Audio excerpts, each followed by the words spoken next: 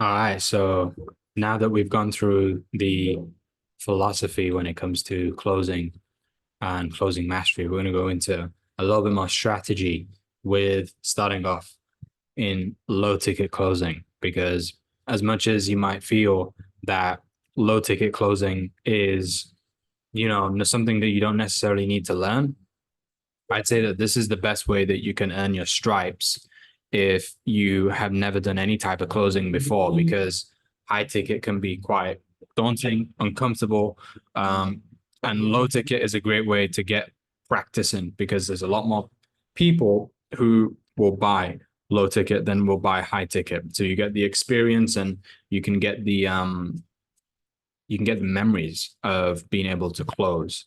So yeah, low ticket closing with myself. And to start off with, you want to be able to write down what low ticket really means. Really low ticket, there's no defined price tag. I can't say that low ticket is £1, £10, £100, partly because there's people from different areas of the world and different markets. So to say that there's just a one range price tag available for low ticket is just never going to be the truth. And so the best way to look at low ticket is that if the buyer has a lot more money in that market than what they're paying, it's low ticket. For example, if they're earning £2,000 a month and your offer is an offer where they only pay £80, that's low ticket because that's literally less than, 10, like less than 1% almost of everything that they earn. So yeah, low ticket is more about the ratio as to how much it is compared to how much they earn. um the next thing is looking at the thing that really is going to be one of your best friends when it comes to low ticket, and that's using the impulse, using those impulse factors, because people buy on emotion, and in low ticket they don't really justify with logic either. They just simply buy on emotion as being the main thing. um and when we're using impulse and these impulse factors, they need to be utilized through what we call the impulse curve. And so this is the shape of the impulse curve, where as you're going through and you're building the impulse up, which is this red line, you're building the impulse up and you're building the impulse up through the impulse factors. It comes to this point where you have the height of impulse. Now, the impulse can only go so high. And then once it's got to that peak stage, it's going to drop from that point on. It's kind of like a mountain. Unless you figure out a way for it to climb back up again, most of the time it's going to just keep on dropping like this. So instead of waiting for it to drop and then closing here when the impulse is low, in low ticket closing, really what you want to be able to do is you want to close at the height of impulse. This is where you want to close. And if you can close here, it's a lot smoother as a sales process, and things work out very well. The impulse stays nice and high. So this is what you want to focus on, is close at the height of the impulse, not for when it's dropping down there. And there are 5 impulse factors that we can utilize in low ticket sales. One of them is fear of loss. Second, greed. The third is the Jones effect. The fourth is urgency. And the fifth is indifference. And so when we look at what fear of loss is, essentially what it means is that no one wants to miss out on a great deal, because there's always the afterthought of what if, right? What if I had saved money for a superior service? Or what if there was a better product or service? One way that you can use fear of loss is you can just use a little bit of scarcity and say that you're only going to be in town for that day, or the offer's only going to be on for the next couple of days through Christmas. That's a way to create fear of loss so that the person is going to want to take action right there and then. The next thing is greed. And so consumers are greedy. Everyone wants the best of the best, and they're willing to spend extra to get what they want. If you go and buy an Apple iPhone today, you are more likely to purchase an iPhone X over an iPhone 2 or 3. It's that type of greed that consumers have and that we have. So wanting to have the best at any cost, you can use that as leverage with your customers. In that, for example, imagine that you get a McDonald's and they ask if you want to go large after you've made the order. 9 times out of 10, you're going to say, yes, I want to have a drink. I want to go large. Why? Because you want to have the best offer. You want to have the best experience. You want to get the dessert as well. It's the greed that kicks in. The Jones effect. I bet you have all heard the saying, keeping up with the Joneses. But the reason for why this is so powerful is because in keeping up with the Joneses is that idea that nobody wants to be first or last to buy. So if your customer sees that their friend, family member, or neighbor has bought the product or service, then it's got to be worth buying. That's the logical reasoning that they give to themselves, which is a mental heuristic that I'm going to show you further on as well when we look at the cognitive biases. Urgency. So you must create the urgency to buy the product/service today, right now, in this moment. This is what has to be done because procrastination is the enemy of progress, and you are doing a disservice to your prospects if they don't take action straight away when possible. So if someone can get the same deal at a later day, they will just wait a while and take the time to quote unquote think about it. And that thinking about it ends up becoming a habit. And so you are literally conditioning the person through not actually getting them to take action urgently to form a procrastination habit, which is why it's a complete disservice to not have the urgency there that you're utilizing. Indifference. Most people regard indifference as a bad thing towards sales since you lack concern or interest. But the kind of indifference that we're talking about here is the ability to appear stable in a meeting and never look desperate for a sale. It's kind of like if, you had somebody who was trying to go to a bar and speak to a girl, right? If they came on and they were super desperate and saying, please, can I buy you a drink and all this stuff? The person would be like, ugh, it's horrible. It's repulsive. It sounds like you really like have something to hide almost. Like, why not just ask me like a normal person? Desperation and erratic behavior come off as begging and ultimately give power to the other side. When really you're the one who's supposed to have the goods. You're the one who's supposed to be able to deliver the service. So indifference is not necessarily about having an indifference towards the person, but having an indifference towards the sale and the outcome. Not caring too much about what happens and allowing yourself to not give a fuck and just say what you want to say type of thing, right? Be who you want to be. The next thing is cognitive bias. So cognitive bias is talked about a lot more within psychology. And when you're looking at cognitive biases, these are another way of saying it, heuristics. A heuristic is anything that we do to conserve mental energy. A heuristic is anything that we do to conserve mental energy. And so there are so many heuristics that we have, right? One of them that we've talked about already is like the Jones effect with the group thinking. That's that social proof where when you see so many other people do something, you just believe that because it's normal, because loads of people do it, it must be the right thing. Sometimes it's great. Like you might go and see that there's a great party with loads of people going there. And so you just walk in and it's the best time of your life. Sometimes it's great, but other times people are stupid. People go in the wrong direction. So you have to understand these cognitive biases, utilize them to your advantage, but don't let them take control of you. And understand what they are. I'm not going to go through every single one of them because there's 24, but you need to memorize these. You need to understand them because when you're influencing another person, these can be highly effective. One of my favorite ones to use is the one that we call it's a consistency bias, where people need to understand.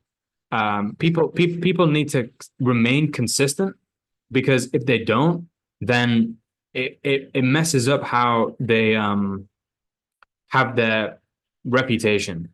So if they've said something before and they're going to say something again, then they need to have the consistency between the two. So you want to learn every single one of these biases so that you're able to utilize them in your sales conversations with other people. The way that you're going to really understand cognitive biases, heuristics, and just the psychology at the highest level is to read this book. For me, this is an absolute non-negotiable if you're in sales.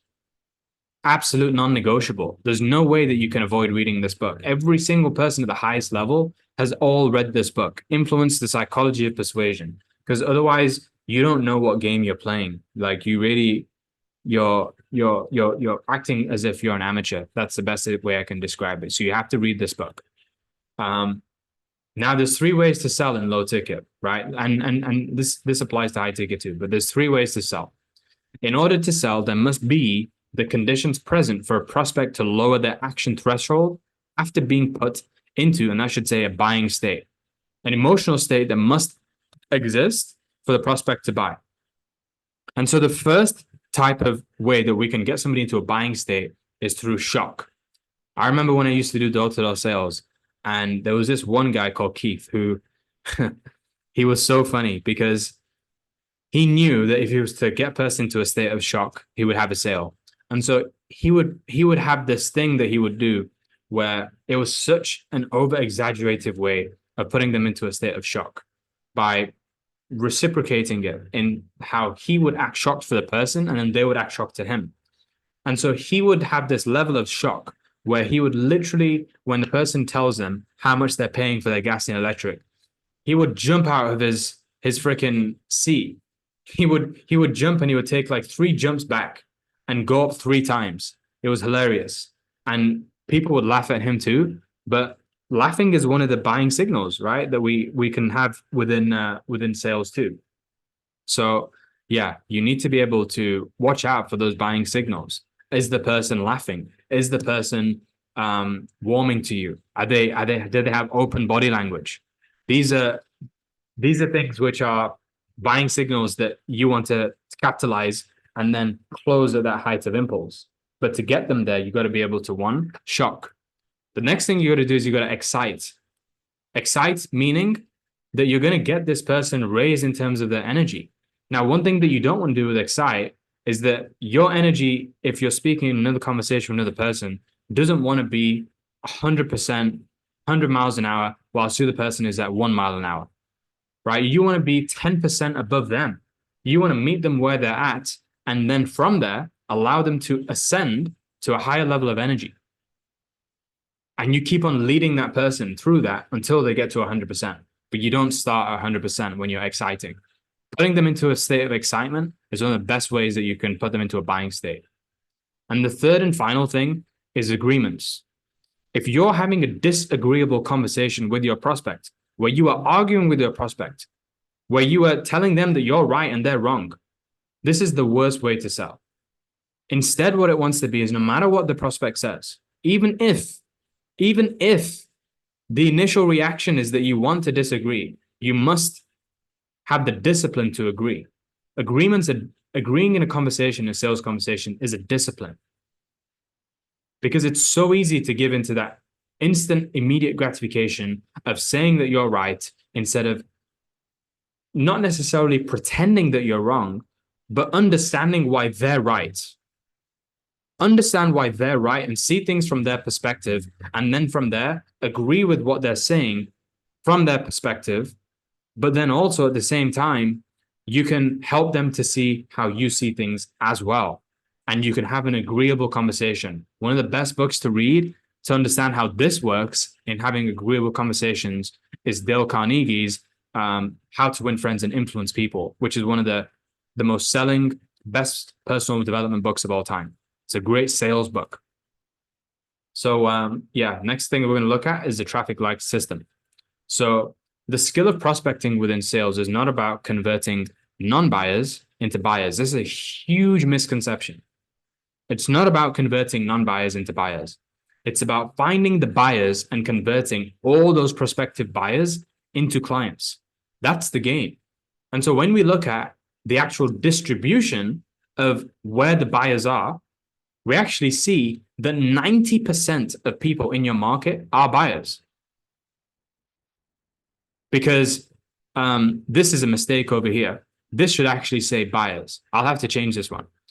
But this should say buyers. Amber lights are buyers. Green lights are buyers. Red lights are non-buyers. These are the only ones that are non-buyers. And you don't want to spend your time convincing people to buy something that they're never going to ever buy if they're a non-buyer. What you want to do instead is that you want to focus your attention mostly on the buyers and helping them get started out. Because if you're good, you will be able to convert 80% of these people. When you're first starting out, you won't be able to because you got to handle objections. When you're first starting out, it's just going to be the green lights. But when you get good, you'll convert 90% of people. I promise. Then there's the law of averages, right? So the law of averages is a simple definition over here that is the more you repeat an action, the more a pattern will begin to emerge. The more you repeat an action, the more a pattern will begin to emerge. And so what that means is that if you start to, shoot a basketball, and as you're shooting this basketball, you're shooting 20 times over, and you notice that every single one of them is missing. Air ball, air ball, air ball, air ball. What's that telling you? It's showing that there's a pattern that's emerging and that you're not giving it enough power. You need to be able to either improve your technique or you need to be able to shoot higher. It's every single one of them is an air ball. So now you can make a slight adjustment, and from that law of averages, you can do things different. But the other thing about the law of averages is that it helps you to understand out of those 20 that were 19 that were air balls, one of them actually went in. And so right now, my law of averages is that for every 20 shots, I get one in, which means that if I was to shoot 100 times, I'm going to get 5 on average. That's your current law of averages. And so we can improve the law of averages by looking at the patterns and making adjustments. This is what we want to be able to do. The next thing is rapport building. So what is rapport building to start off with? Rapport building is where you have a close and harmonious relationship in which the people or groups concerned understand each other's feelings or ideas and they communicate well with one another.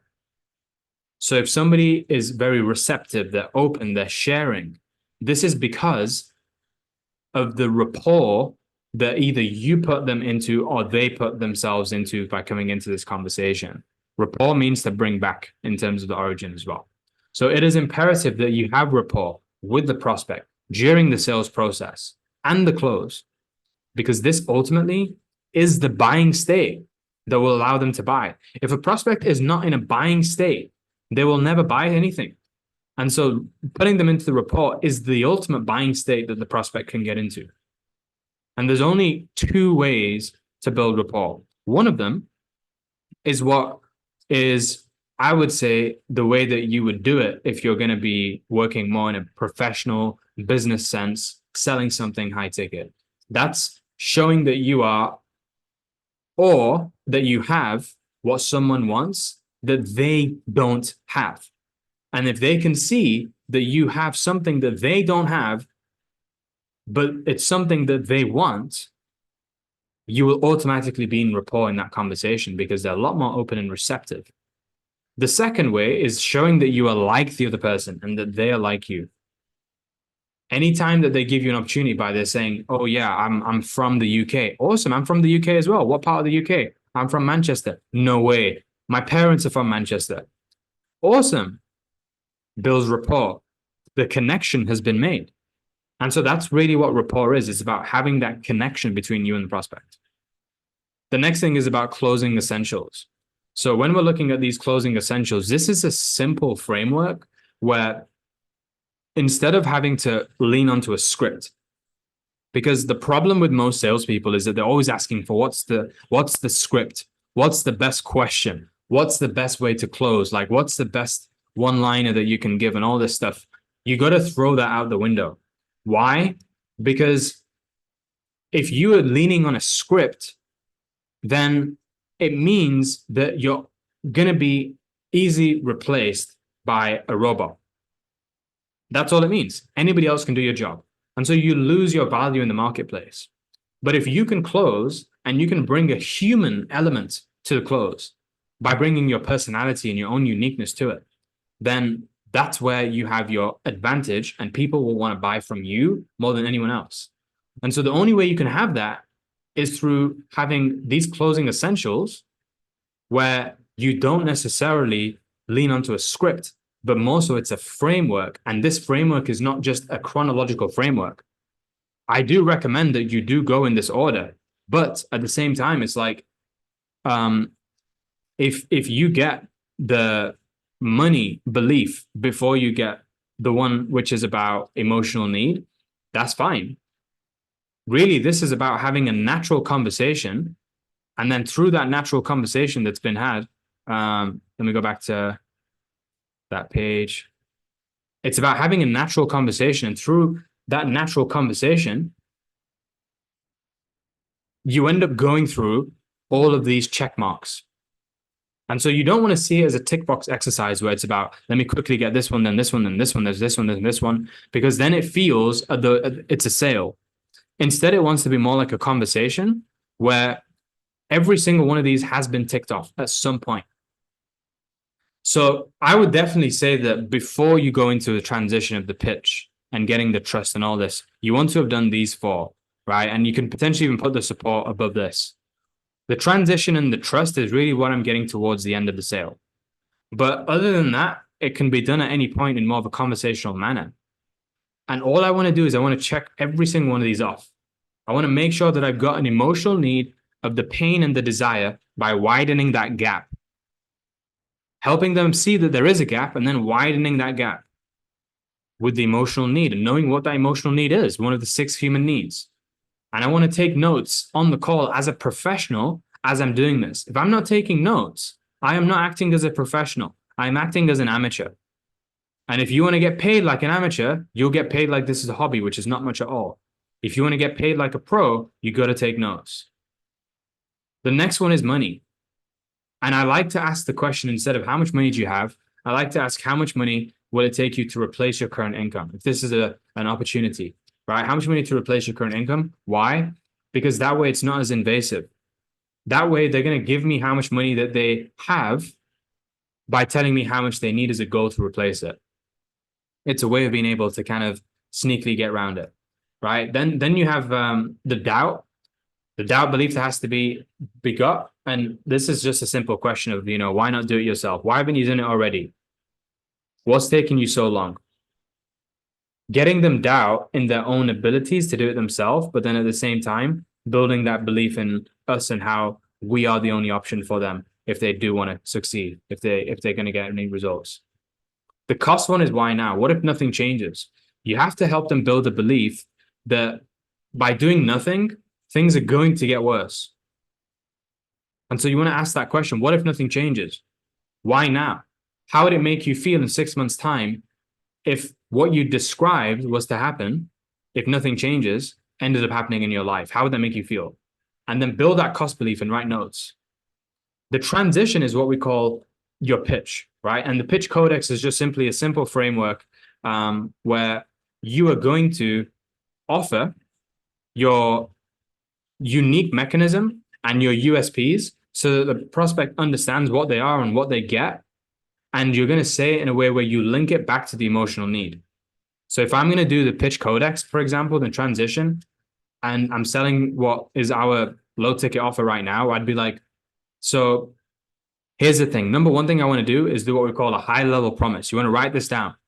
I want to give a high level promise. So I want to say, in order for you to reach this goal of 10,000 a month, which a lot of people say, in order for you to reach this goal of 10,000 a month within 6 months and completely quit your job, you're going to have to do 3 things. Number one thing, write this down. And I tell the prospect to write this down too. Write this down. Number one thing is that you need to be able to work on yourself and your personal development. And it'll take 7 days to do this through our program that we have in the self-mastery section. And then I explain the benefits and then communicate the benefits and the consequences of them not doing that. So I communicate the benefits of what it's like to go through personal development first. The reason why we go through personal development first is so that when you actually go into an opportunity, it's going to give you the confidence and certainty that you can stick this out for the long haul, that this is something that's aligned to your soul, right? Gives you that higher chance of achievement. All these benefits, not actually telling them what it is, but more so communicating what it does. The second thing is that if you start with us, then you go to the business section. And then I communicate the benefits again. and the consequences of them not doing it. If you don't do this, if you don't start with a business that's high ticket, it's going to be a lot more work. You're going to do a lot more hustle, a lot more grind, a lot more time it's going to take, especially if you don't find a great offer. All the consequences I want to communicate them to. And then finally, yeah, we'll help you build your legacy. And as soon as I've got all those three things, I want to ask that question: does this make sense? Does this idea to help you get to X, Y, and Z, to get that 10K a month within 6 months, does this make sense? That's my transition. That's how I pitch it to another person. And then once I've got all of them, I've got my 7 beliefs, I've done my transition. Well, it'll be 6 beliefs. And then the final one was the trust. Now, as I get the trust belief, essentially, I'm going to ask them a question, which is real simple to close them. On a scale of 1 to 10, how likely are you to get started out right now if I was to give you the link and go ahead and get started out? If they say anything that is lower than a 7, then I'm going to look to ask why and help them move towards an 8, 9, or a 10. If they say an 8, 9, or a 10, I'm going to say amazing. It can't get any higher than that. If it did, you'd be crazy. So let's get you started. And I go for the close. If they give me an objection at that point, I handle the objection. If they don't, I just send them the link. But if they give me an objection, I'm going to handle that. And I'll go into that later on. So this is the closing essentials that you've got. Potentially, we could even put, objection handling on here on the bottom too. But to be honest, really, if we do this well, it should create what we call the objectionless close. So yeah, here are some closing techniques, right? So when I'm closing, like I said there, one of the ways I can do it is I can just tell them what to do. Another way I can do it is I can ask a question. So it'd either be, should we get you started then? Or let's rock and roll. Those are 2 examples. Once I've done this closing technique and I've either asked a question or I've told them what to do, the most important thing next is that I let them make a decision. And so you need to be able to leave them space to stay silent, because whoever speaks first at this point loses.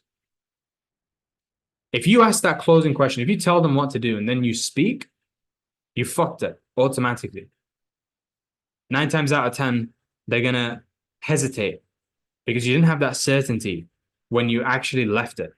It communicates certainty and confidence when you're okay to just leave it there. And one of the things that you can do as well is, like, I like to, once I've dropped the closing question or the line, I move about. I get up, I take a bite of an apple, I'll make the silence so much more memorable and palpable than just sitting there and looking at them. I pull out something, I start playing with it. I'm just comfortable, I'm confident. You got to stay silent at that point, being calm at that point. The next thing is that they might give an objection. And if they do, you need to handle it with certainty if it comes up by isolating and using what we call feel, felt, found. Then you go for another closing question or instruction with genuine certainty. For example, it might be like MasterCard or Visa, or let me help you, man. Let me help you. Let me help you. Like, I've used that let me help you and been able to close like super high ticket deals by doing that. So there's that, and then there's the thing that you want to do again is you want to stay silent, because whoever speaks first again loses. So now we're going to go into objection handling and showing you how, once you've done these closing essentials and an objection potentially does come up, because 9 times out of 10 it will. Like I said, the objection is not necessarily about the fact that they don't want to buy. It's more so they just have this thing within them, which is, I can't buy without it being too easy. Like, there has to be something that's thrown there just to make sure this is the right decision. So understand first what an objection is. An objection is not something to be afraid of. An objection is simply an opportunity to educate your prospect and helping them find a solution out of their perceived challenge. And when you start getting good at handling objections, the difficulty isn't in showing that you're nervous about them throwing a punch at you, but more so in not revealing your excitement that you're about to do an Asoto Gari on them. And if you don't know what an Asoto Gari is, that means you haven't done judo before. So judo is the art of being able to use another person's force against them to throw them. And then you end up like literally putting them on their backside by using all of their energy and force against them.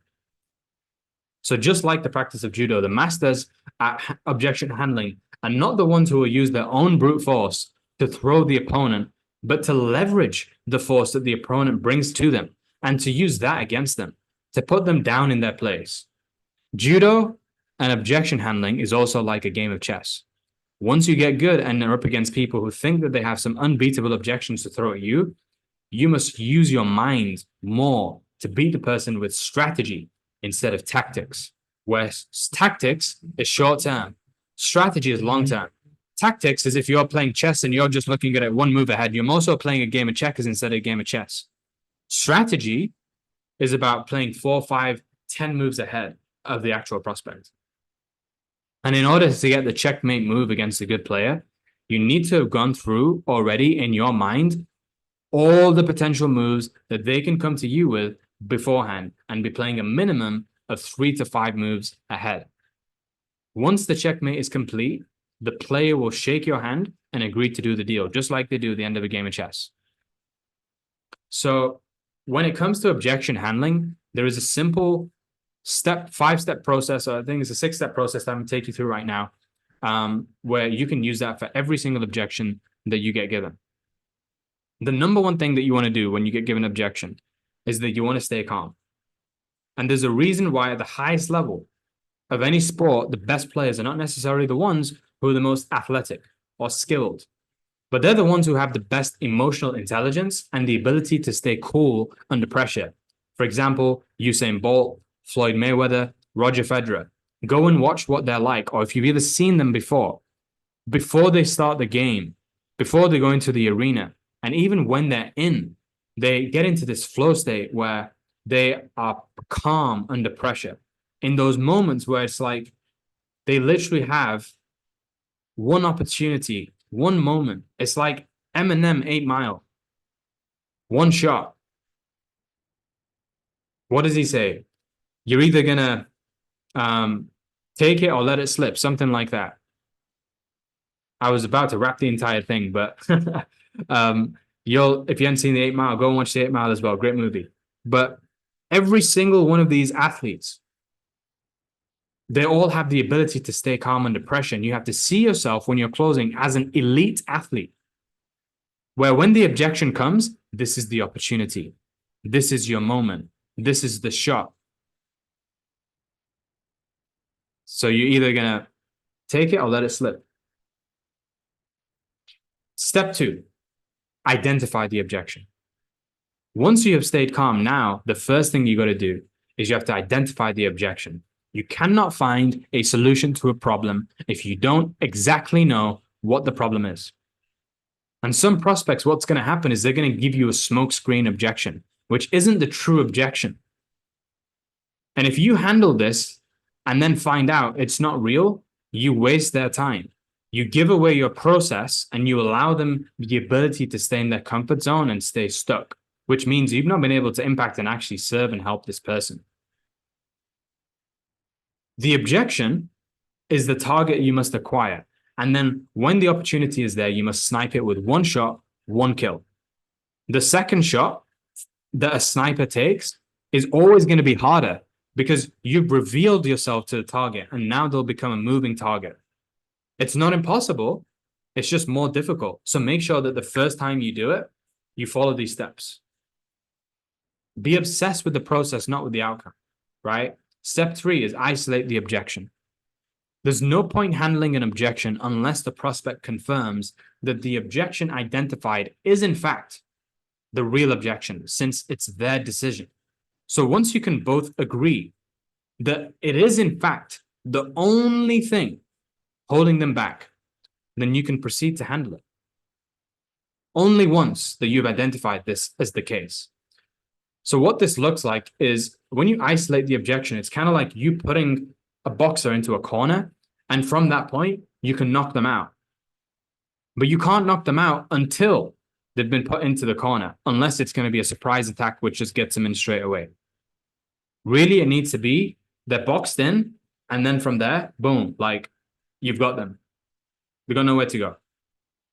And step 4 is that you handle the objection. I call this the checkmate. It's the checkmate move, right?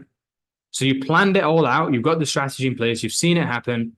And now you're just going for the checkmate. The final step is to handle the objection, which people, they rush to do. You don't need to rush to handle the objection, especially with the framework that I'm going to give you. You don't need to rush. You just need to make sure that you go follow step. There's 3 steps before handling an objection when it pops up. Make sure that you sort out those steps first. You must take your time with this, but also don't take too long, because the prospect will find creative ways to get themselves out of the corner and come up with new objections. So as soon as you've done step 1 to 3, that's when you handle the objection. You go for the checkmate, right? And so once you do step 5, you go for the close again. Once you've done step 4, you go for step 5, go for the close again. Now you've got them right where you want them. So make sure that they understand that the only reasonable thing for them to do right now is to sign the forms or get started out right now, whatever the equivalent is of them getting started. Get them to do it in that moment, right there and then, just as that objection has been handled, because that's the height of impulse. So once we've done step 5, now it's about moving on to step 6, which is silence. Whoever speaks first at this moment loses. And you need to let them feel your certainty and also let them feel their helplessness in solving this problem alone, where the pain of not having the problem must feel so uncomfortable for them to sit with that they can't help but signing the forms. Just let them sit in the feeling of what it's like to experience the gap. We call it inattention. What it means is that the rubber band that's inside of them. Imagine if you have a rubber band that you're just pulling apart, pulling apart, pulling apart, pulling apart. Eventually it's going to snap. Where as soon as you let go, action has to be taken. And this is inattention that has to be built up as well within your prospect by making sure that you're widening the gap. And at this point, is just leave them silent. You widen the gap, you've removed action threshold, you've removed barriers to entry, and now they can just literally walk through. They're going to walk through every single time. So just stay silent. Eat that apple. So I wanted to give an example of how you can handle an objection over here. One of the biggest objections that will come up is money. And in fact, there's only really 4 objections that you're ever going to get. Some people say that there's more. For me, there's only 4. The first one that we have, and you got to view it like it's an onion. I'd put up a visual on this. I didn't actually include it in my slides over here today, but let me know and I'll show you a visual of this so you can understand it. But every single objection that you're going to get will come under 4 objections. You want to write these down. Number 1 is money and time. So this is really one, but you can call them 2 separate ones. So time and money, those are going to be your biggest objections that you'll get, which are actually the surface level objections. So if you view it like an onion and it's like you're peeling the layers back of this onion, money and time is at the outer edges. So you have money and time first. And then once the money and time has been dealt with, then you go to more of the core objections, which is the root. So most of the time, the reason for why they're not buying is not because of the condition of not having money or time. It's because one of these core objections is the reason. And so they believe that it's because they don't have the support. They don't have the people around them to help them out. Or they're not the decision maker. It's one of those. That, again, it could either be a condition or an objection. And then the root, the real objection, the 4th one, or the 3rd, is the fact that they are uncertain about either your product or they're uncertain about your process. These are the only objections that people have. And so you need to be able to handle these objections. Objections are going to come in so many forms. It could come in the form of, yeah, I don't like selling, for example. What they're saying is that I'm uncertain about your process as to whether this is actually going to get me the value that you're saying. Whether if I was to sell to somebody in a conversation, am I just going to get rejected all the time? Or am I just going to get paid all the time? And if they believe that they're going to get paid all the time, then there's no uncertainty objection. You see how this makes sense? You have to be able to understand what is the real core objection. 9 times out of 10, it's going to be uncertainty. It is rarely ever money and time as being the core objection. And if it is, that's a condition, and you've got to be able to come up with a solution to that. So number one objection, the way that I would handle this money is step one, stay calm. I take a deep breath, pause, and feel their objection. Once I've done that, I need to be able to identify. So you like the idea of money. So you like the idea, but the money is getting in the way of you joining. Is that it? And if they say yes, I'm like, okay, cool. So step three, I isolate. If we took money out of the equation and theoretically that was no longer an issue, would there still be anything else stopping you from getting you started right now? Would there be anything else, or would you just dive in 100%? Yeah, I would dive in 100% if money wasn't an issue, 100%. Awesome. I've isolated the objection. I boxed them into a corner. Now I'm going for the knockout blow. Now I'm going for the checkmate move. I feel you. In fact, one of our recent clients, Drea, felt the exact same way. But what we found was that if she was open about her current financial situation, then we could actually work around her budget instead of letting something as small as money get in the way of her achieving the life of her dreams. That's my step four. I can either finish off by saying, make sense? You get it? Yeah? Awesome. Step five. Now I proceed to the close. Come on then, let's get you started. Sign the forms. And then I proceed to step six. Silence.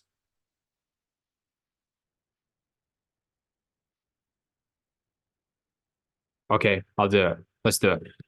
Awesome. I'll send the forms over. Go ahead, get yourself in. It's that simple. It is that simple. You need to have these steps in front of you before you actually go for any objections that you're handling. If you're not familiar with this, if you haven't done this 100 times, you need to have this in front of you. Objection example number two is uncertainty. How I handle uncertainty objection, because you're going to get this more than the other one, is especially when you're good at identifying the objection. You build that rapport. They're going to be real with you. They're going to be open and honest. Look, I've got the money, but the problem is that I just don't know if it's going to work. This is amazing if you get that objection. Step one, stay calm. Deep breath again, pause and feel the objection. Step two, identify. So you like the idea, but you just don't believe 100% that you'll be guaranteed results with this. You don't believe it's going to work, right? Yes, that's correct. Awesome. I've identified what it is. Now I isolate the objection. Okay, cool. So if your results were 100% guaranteed, hypothetically speaking, would there be anything else besides this that's stopping you from getting you started right now? No, there wouldn't be. I would 100% go in. Of course, it was 100% guaranteed. I just don't know if it would be. I feel you. I understand. I see that uncertainty. Perfect. I'm already moving into step four, the checkmate move. I feel you. In fact, one of our recent clients, Luke, felt the exact same way. But what we found was that he only really had two options in front of him. It was either he did nothing and walked away from a life-changing opportunity, which would be 100% guaranteed, him failing. Or he could do the second option and go forward with this, which wasn't 100% guaranteed, but he would 100% have a higher chance of creating his dreams than nothing at all. And when he realized that the bigger risk was not taking one, he jumped straight in. Make sense? And notice as well, with the uncertainty objection, I'm communicating this with the emotional state of certainty. If I don't communicate this with the emotional state of certainty, it's pointless. Imagine if I did it like this. I feel you. In fact, one of our recent clients, Luke, he felt the exact same way, but what he found was that he only really had two options in front of him. It was either he did nothing and walked away from a life-changing opportunity, which would be 100% guaranteed, him failing, or he could go forward with this, which wasn't 100% guaranteed, but he would have 100% chance of creating his dreams and nothing at all. And when he realized the bigger risk was not taking one, he jumped straight in. Make sense? Nobody is buying that shit. Nobody is buying that shit because it's not uncertain. I need to be in absolute state of certainty for the prospect to feel my certainty, and then from there, they're going to go forward and buy. Because the prospect does not buy your product. The prospect buys your emotional state. And if uncertainty is the objection, then I cannot handle this with just words. It doesn't even matter what words I give. The feel felt found, just do it. Like, I don't care what words that you share with the person. Whatever words that you share it with certainty. That's the main thing. Eventually the words will come. But as long as it's certainty that you transfers that feeling, they're going to buy every single time.